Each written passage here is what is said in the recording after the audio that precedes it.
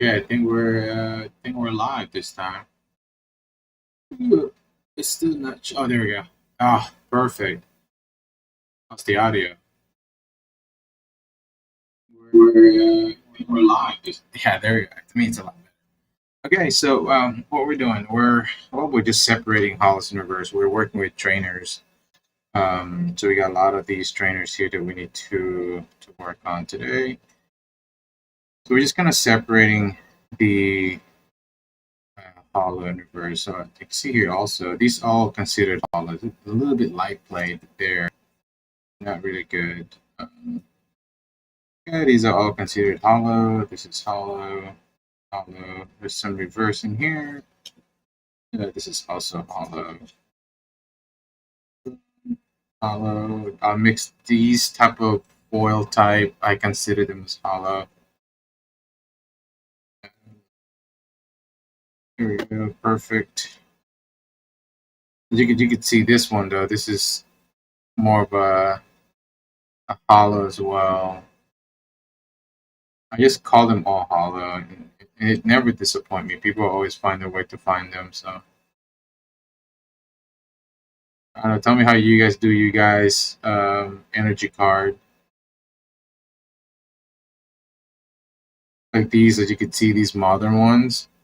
See how they're kind of more of a reverse foil. So that's gonna go in the reverse. Like these, would you consider this reverse? Because it's really not, right? Like these are all hollow. As you can see, that the framing is a little different. This is what a lot of people get confused all the time. So if you compare the two here, the difference between the two is that there's actually a image of that energy in its own frame, just like a Pokemon would. The frame of that is not foiled. There's no holographic to it. But the belly of the card is foiled, so that's a reverse. But these are considered hollow. That's why a lot of people get confused. Sorry, I'm making a little bit of a mess here. This is not usually how I operate and work. I'm just for the sake of the content and you know for YouTube videos. Like I make these live videos, but I never edit them. That's usually the main reason why I do this because I want to edit them and then do a live conversation or like what you call it? Oh, it's a cosmic. More of a voiceover later on, and just to kind of have a plan of topic to talk about. And that's kind of the reason why I do this. Really enjoy it. I have a lot of fun. I can go back and see exactly what I talked about that night and just help me kind of brainstorm. These are all, you can see these are all reversed. These all goes in reverse. There's a whole pile in here, so I'm gonna remove some of these, put them on the side once we build up a little bit. And then the cosmic hollow, we're just gonna keep it safe someplace. And these are all reverse as well, so keep it on the side. I believe the reverse hollow Pokepad is like $2, I believe. The value went down a little bit. I know they're a little bit saturated now in the market, but people are always constantly buying them, so it's always constantly in high demand. So it kind of fluctuates. Sometimes you see a lot of those. Sometimes they go for like $3 to $4. I know the Hilda was down to like $1 at one point for the last couple of days, and then boom, out of nowhere, it was like $3, and then it went up to like $6 at one point on eBay. Like all my Hilda, I have it all saved. I haven't really touched them yet. I sold a few, but haven't listed any since last week. But I mean, they go out so quick, man. It's crazy. All right, we're just gonna alphabetical orders this.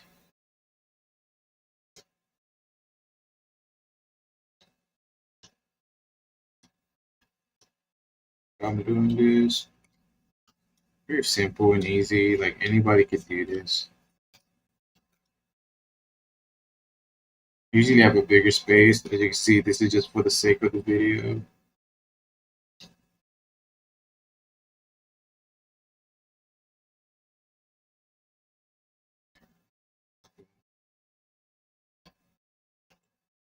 Friends, hyper. Yes, I list every hollows in reverse. If I have room and space right now, which I do, I'm still building my store. I list them all. Then eventually I'll be more picky on what I'm listing on my store. But right now, it doesn't really matter to me. Right now, I have enough room to list everything. Eventually, once I'm running out of space, I could always delist and um, add the more valuable, more desirable cards. So that's the other thing that one of the few things that a lot of people ask me on Instagram is how you determine what type of card from the bulk do you sift. Well, two ways how I do it is one, I go by the value and the value of the card. If it's playable, it's gonna be very valuable, and there's gonna be a lot of people looking for that type of card. And then secondly, and the most importantly, is most the desirable aspect. So even though if the card, which is what I call the in the eBay what we call the sell true rates, if the card is only at cents, but the sell true rates are very up high. So if there's 2,000 listed and there's about even at 500 to 1,000 sold a month, that means there's a 50%. If it's 500, of course, it's going to be 20%. If it's 1,000, it's about 50%. So that's still a very high demand. So I'm still going to list it. So that's why desirable and high valuable part are the two things that I look for when I'm sifting bulk, because those are very important. And then it attract buyers to come and stay. The goal is to have that buyer to stay in your store, to keep them from buying other lot from other people. Instead, they could come to your store and use your store to buy all of the cards that they're looking for, rather than having to go look for an individual card someplace else. And that's really is the trick of this business. Again, desirable and valuable cards. There's another term that a lot of people use, but in the eBay world, we call the sell true rates. If it's a pretty good high sell true rates, why not just list it? At the end of the day, if it sells individually, it's a good, and it's not a loss. You might gain a good positive feedback for having so much of that card, and it's not that hard to list, and it's not that hard to pack these things. They're very easy to pack.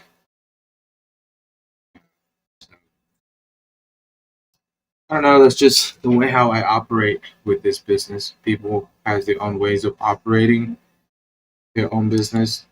I like my way. Everybody got their own way. Yeah, and also I'm a big believer of consistency, but consistency only lasts so long if you don't have a good system. I think having a system is still one of the best and most important thing when it comes to running a business, or when you're operating a leadership role, when you're running admin for your employees or whatever it might be, and you don't have a efficient system to navigate to certain areas to assist and help your employees, especially when it comes to like documents and stuff like that. If you don't, if your information is all over the place and you're trying to dig into your resource management to your record management to find these particular stuff because you don't have a working system, then it's just slow everybody down. That's why consistency is great, but it doesn't last too long if you don't have a great system. And I preach that very often because I watch a lot of people in this business who jump into another, which is nothing wrong with that. You kind of learn your way through, but stick to one that you're good at. If it's working, why why reconfigure something that's already working efficiently? It doesn't mean it's not good to open the door and try new things, which I do all the time. But I notice a lot of people that goes overboard and change their store just because they saw somebody on YouTube or whatever it might be, and then now they're biting their foot on trying to figure out a way out to reconfigure their store again. I don't know what's going on, guys, but there's nothing being listed today. Like I've been looking at the bulk section. Either eBay's broken, nothing is being updated, or there's something odd going on eBay. Yeah, there's nothing being listed. Like it's crazy. It's been going on for the last couple of hours. Like I noticed nothing is being listed. Look at that. It's been about 4 hours since the last time I seen someone listed something new. It's not normal. There's something going on. Usually at this hour I'm making sell as well, so I don't know. There's something fishy about eBay tonight.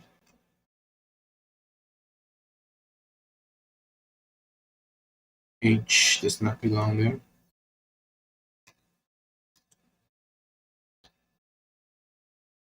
But yeah, I want to hear you guys' input on about running your business and how you do it and how you manage to do your sorting and stuff like that. Really interesting. Some people has their own way. Like everybody has their own way. In your ways, you could take on people's ideas and polish it in the way how you're gonna make it up and how you're gonna apply it to your business to make your business more efficient. And I think that is the most important thing, right? Efficiency. Um, and I take a lot of ideas from other people, especially in the engineering world. So I'm a software engineer, and I borrow a lot of ideas from other people, and then make it in my own idea and my own ways of operating.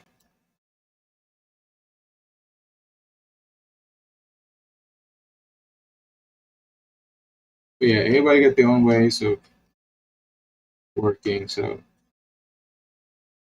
stick to one, master it. Once you get better, this is a really good prism energy. Once you get really good at it, you could change it up a little bit and add new things in there. But don't go overboard where all you do is constantly making changes. You're gonna lose your mind. I've been there. I've been there trying to make changes every day, and then things don't work. I go back and redo, and then now it's just holding me back. Because now because the one that I was doing didn't work out, and now this one don't work out. Now I'm going back and forth rather than just building. So that's kind of where I'm at now. I'm building. I have a working system that I think is more efficient, and I have more control rather than relying on inventory system. The inventory. I notice a lot of people are jumping into the inventory system. It's great, but what if that system shut down at one point? Let's say the person is no longer operating it, especially for a small little team that only have a small people that manage it. What if that one person decided to just retire and don't want to operate anymore? And let's say the subscription of that system goes up, and now you're stuck paying for that system. I would rather have control uh, rather than allowing a system, excuse me, a software inventory to run my store. I do use different tools, but I use those tools to make the system more efficient, so I have more control. So like the way how I operate and the way how my inventory is designed. Like I don't mind having 10 duplicates on my store because I can manage 10 duplicates with my inventory system with different ways. There's a lot of cheat codes and a lot of ways to do it to manage it. There's a lot of tools out there, but I'm never gonna fully rely on an inventory system for my entire eBay inventory. Never, never, never, never. Is a lot? I'm sure I'm gonna have a lot of comments in this conversation about this. Maybe not. It's nothing to do with fear or anything like that. It's just I love knowing. I just like having the idea that I know where my inventory is. I'm in control of how it is modeled and designed. I know where things are, where Pikachu one, Pikachu two. So yeah, that's just me. That's just me. Everybody got their own ways of operating.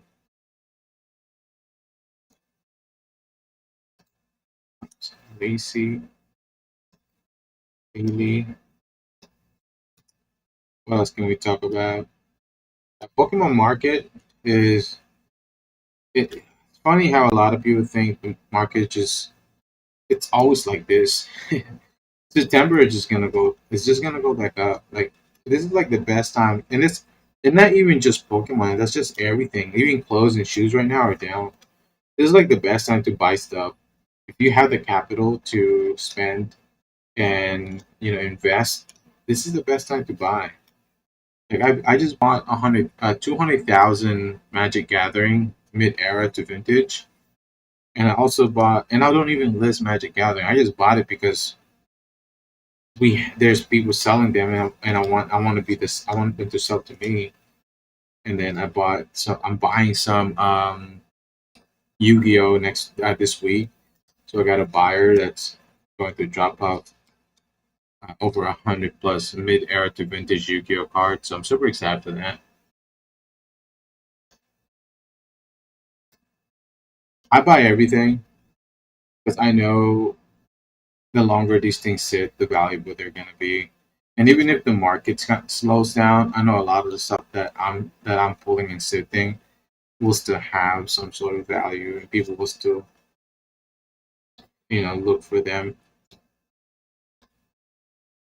And even let's say, and this is where a lot of the fear is, and let's say Pokemon completely crash to negative, well, which I don't think it will. Pokemon is always going to be very popular, and there's always going to be people out there that's always going to be looking for it. It's never going to go zero. It might slow down just like the way how it is now, and then the market might you know reconfigure itself, or there's no product for the next couple of months. Because I think that's what's going to happen. I think after the celebration, I don't think there's going to be products coming out after the Rayquaza, excuse me. After that, it's just going to slow down because the video game comes out sometime in the holiday, right? I think it's in the holiday. I could probably quote me on that. Once that video game comes out, a lot usually is very common the last couple of years is usually they slow it down, and we won't see any type of products till like February. January we get like a little sneak peek here and there, but I don't think we'll have any heavy products till like February or so. January and February is always usually the slowest season for collectibles as well. I have a 10-year experience of selling clothing, shoes, magazines, DVD, video games is were kind of where I started off. Then we transitioned to video games, and one thing that I've learned in the last 10 years is that there seems to be a market slowdown on eBay or just the traditional online market after the holiday. But that's usually when people are starting to dump a lot of their collections, are because people are either getting into a different hobby or maybe out skiing or something.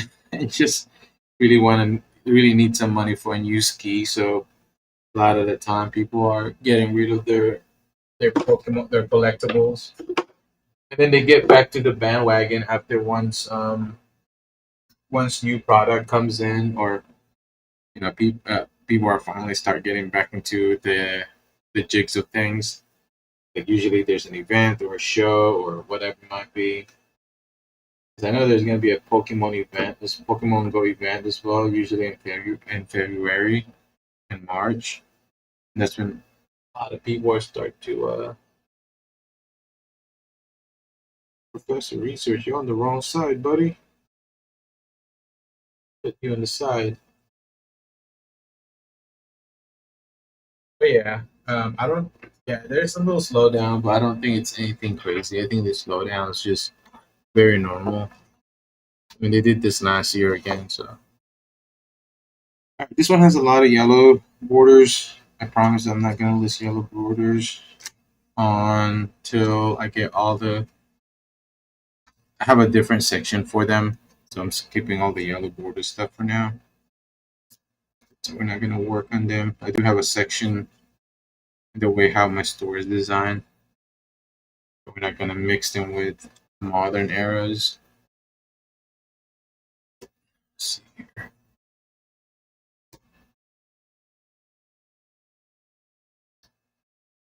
Yeah, so if you're really big on the TCG world, I mean, you're gonna know that the market fluctuates every year,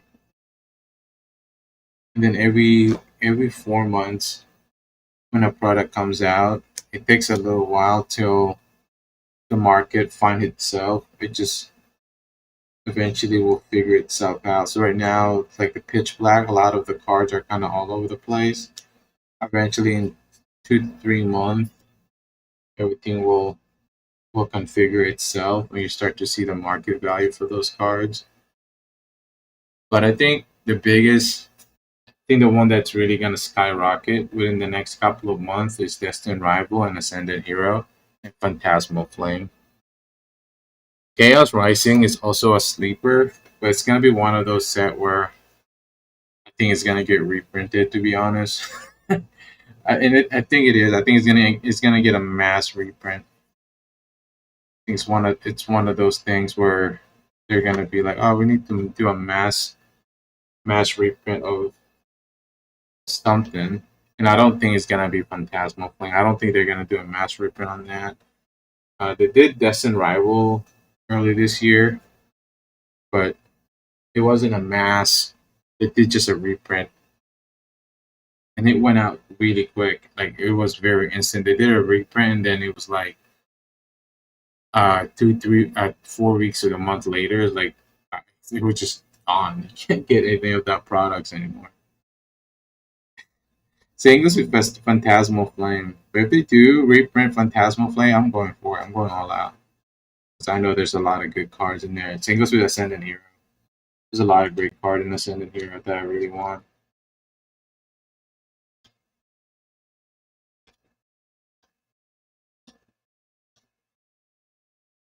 Demon Sarge, Rare Candy, Lucian, Felipe, Aaron, Wondrous, Jumbo Ice Cream. I saw a lot of those Jumbo Ice Cream. I had 11 orders today. Singles with Ignition, pretty very popular. Team Rocket Factory, also very good, popular playset there. Special red card, really good card. Naveen. Okay. Monsanto. Spooky Catcher. For Night Cave. Okay, I need to put some. Hold on.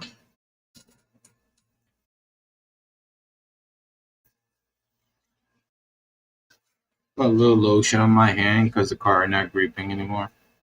And it doesn't break the card, by the way, as long as you take up all the spread it out. And I feel like this week went by very fast. It's almost the weekend again. Look how quick am I now. Look at that. Ooh, this thing is on the way, so I'm a little bit hesitant to move this because that's where the camera is. Usually I'm a lot faster than this, guys. It doesn't like it can like an hour, 5,000 bulk an hour. That's how quick I do bulk now. Yeah, once you like I said, once you create a system that works for you, it just get a lot easier.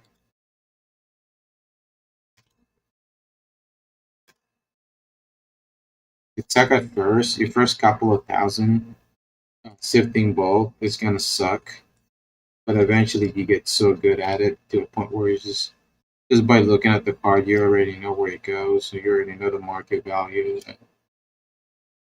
And even if it's not desirable, if it's not playable, but it's desirable, there's a sell through rates, pretty good sell through rates with that. You kind of know. It's not that hard anymore.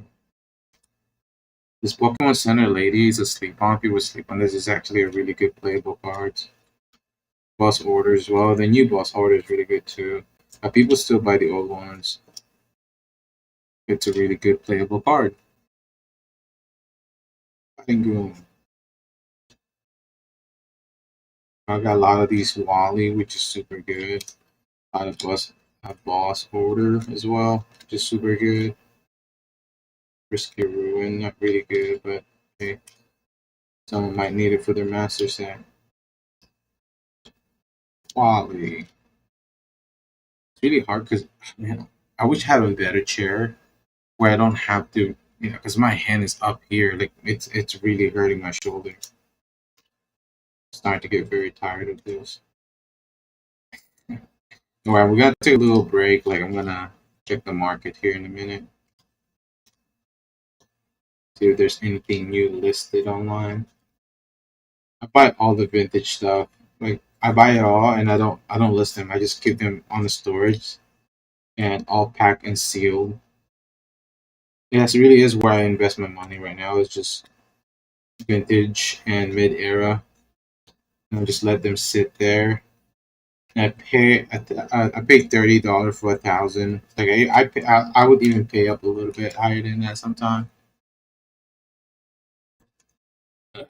Depends on the bulk too. If there's a lot of hollows and reverse on it, I'll pay up to it. So as you can see, there's nothing being listed right now. Like there's something wrong with eBay today. Like, there's nothing's being listed, and we're not making sales. Odd. Wednesday night. Mhm. Very odd. Very odd. Okay, hopefully we get something later.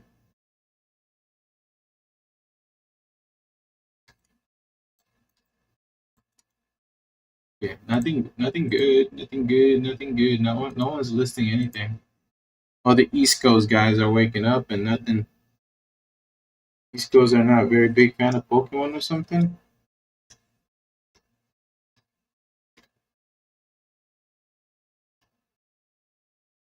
I want to flood the eBay market with low end Magic Gathering. I've noticed that there's not a lot of there's actually none for low end um, Magic Gathering. So it's either a lot of the people are on TCG players and they're just utilizing TCG player. But I want people to come to eBay and buy Magic Gathering in eBay. I'm gonna flood. I'm gonna flood eBay with 30,000 low end $1.30, even at 99 cents, and put coupons like the way how we're doing Pokemon now, and see if we can get lot buyers. We'll take a losses just for the experimentation. I want to see because right now I was just going through it and looking at the market on eBay, and there's almost none for anything under $1.30. Like everyone is selling everything above the $2 to $5 mark, valuable cards. I guess maybe because I don't know more about Magic Gathering, but you would think people would buy It's more of a playable stuff. If I could pick all the playable stuff and flood eBay with those playable cards, that would be fantastic, dude. Because we get them a penny, right? And flood it with thousands and thousands of those. We would have like 10 variations of those cards, but we're not gonna go crazy.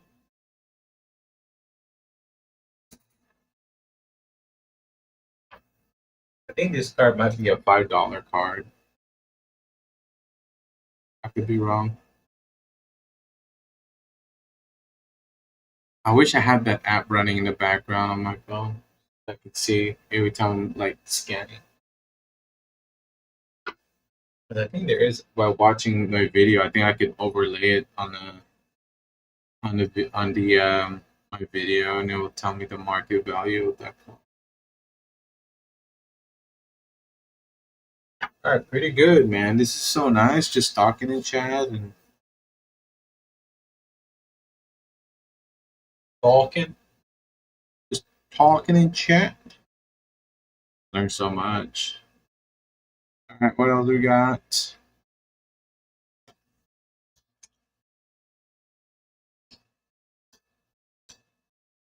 Cross orders, iron,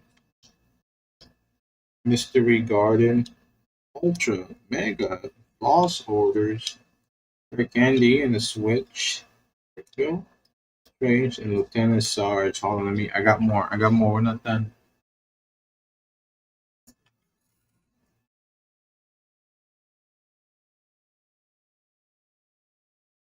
I know I have more. I know these are hollow.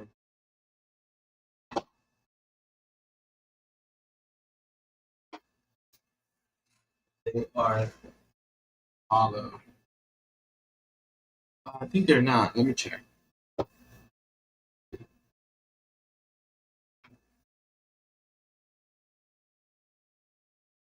yeah, this is good. I had a divider for a reason. Yeah, these are reverse hollow. Beautiful. Exactly what we need. Alphabetical order. Is that a mark? No, no, that's part of the card. Um, Calamity, Ethan, Antic, Forest, Hazy. We need more of those. Crushing, Black Belt, Breeder, Emma. There's a lot of Emma. Arvin Sandwich, we need those. This Arvin Sandwich sells really well too. Believe it or not. Black Belt. Had a cage.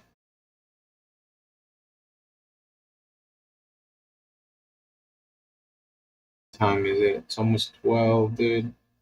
Almost bedtime for me. We're almost done anyway. We're almost done, which is good. We got a little project to do tomorrow. So tomorrow I could actually start listing some of these cards. Even if we don't actually have time to list this because we got to stick with our goal. Our goal is to list 11,000 hollow and reverse that are all sets and categorized. So right now we're at about 3,000 hollow and reverse. We're pretty good, but I want to be at 11,000. So you just look way better looking at it on my inventory, seeing one row of um, wow, these are already alphabetical lines. I just realized that. I want to have a one entire row of 11,000 to 12,000 hollow and reversed.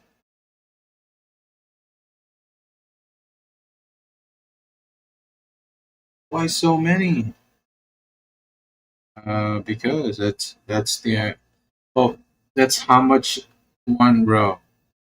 So Hollow Universe we could do 11,000, and then common and uncommon, non-foil type, playable to desirable cards.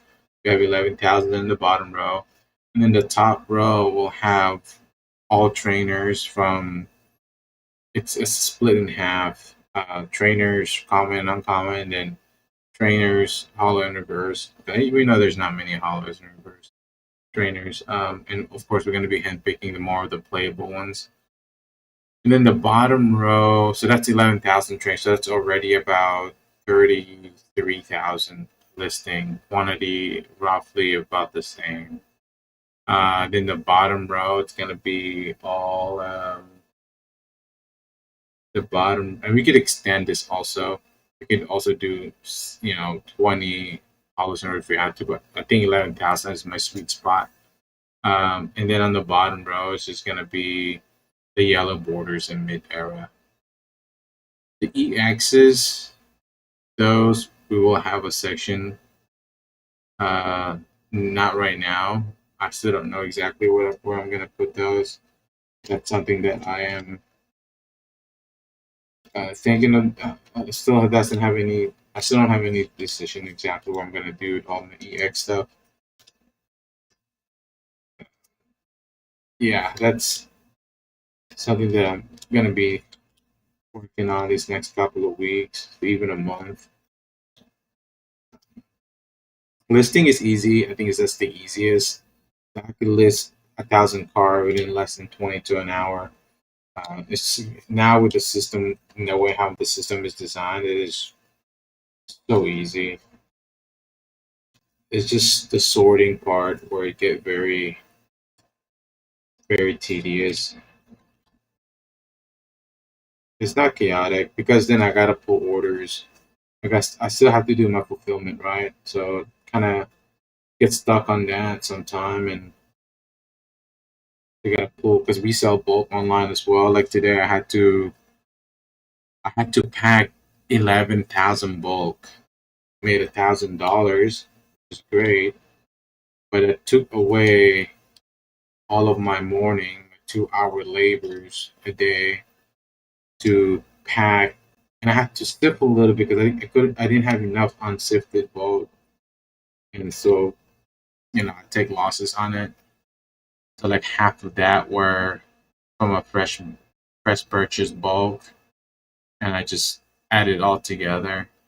I sifted a few, and then decided to just say, you know what, this is taking me too much time. I can't just sift everything.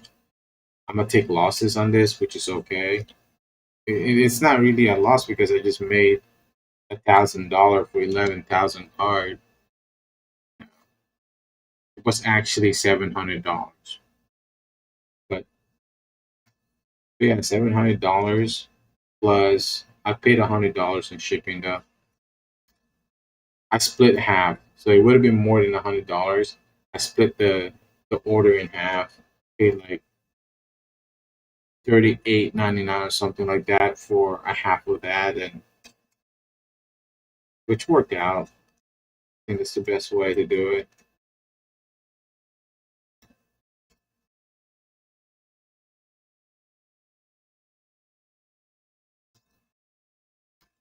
Caretaker, Lana's really good too.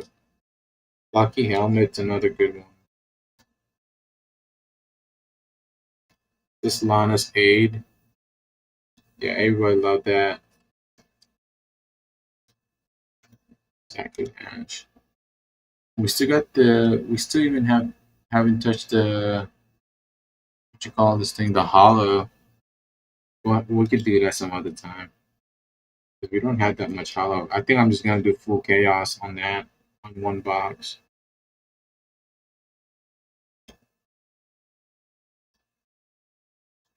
Maybe not. Can't do chaos sorting, dude.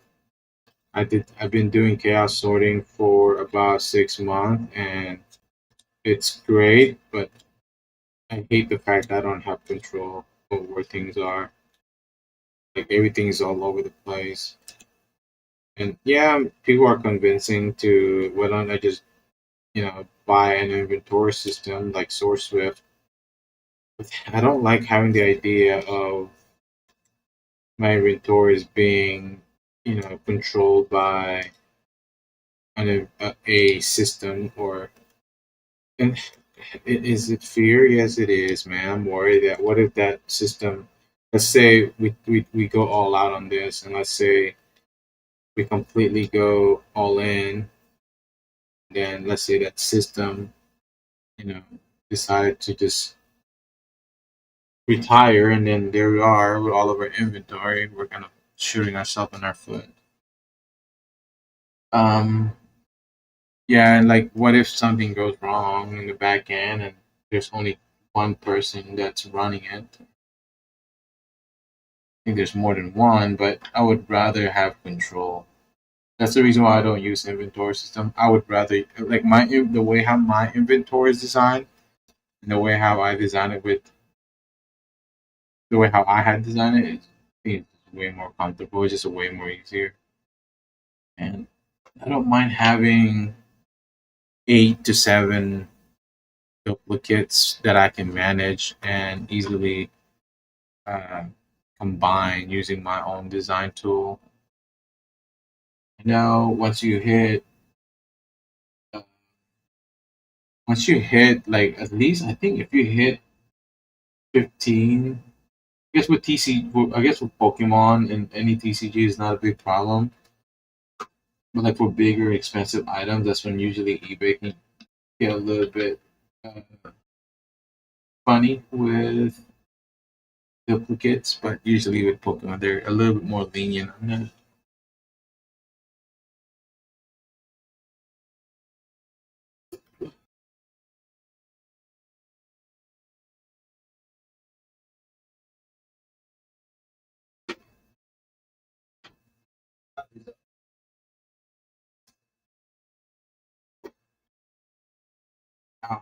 We got a lot of hollow to work with tomorrow.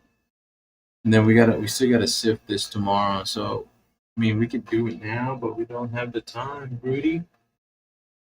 Let's see here, there's a lot of yellow borders too on this thing. I guess we could do this tomorrow as a project. But that's the end of that stream. I think we killed it today. I think we did a lot. So we got about 1,000 trainers that we worked on, and it's been an hour since we went live, but probably less than that. Um, how do I look at the time here? Yeah, it's no more than an hour. 11:35. Yeah, it doesn't. I wish there was a way to see the timer. Yeah, it's not bad at all. Well, I'm pretty happy with that. All right. Well, thank you. Appreciate it. I'm gonna edit this video and make it short, and maybe I do a voice